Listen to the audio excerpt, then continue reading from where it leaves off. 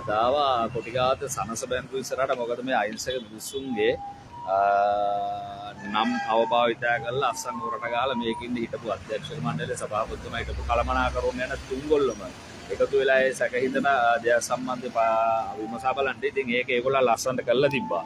කරලා තිබ්බේ ඒක නාලා දැන් අපි එහෙම යනවා මාධ්‍ය ප්‍රකාශ කරන්න යනවා.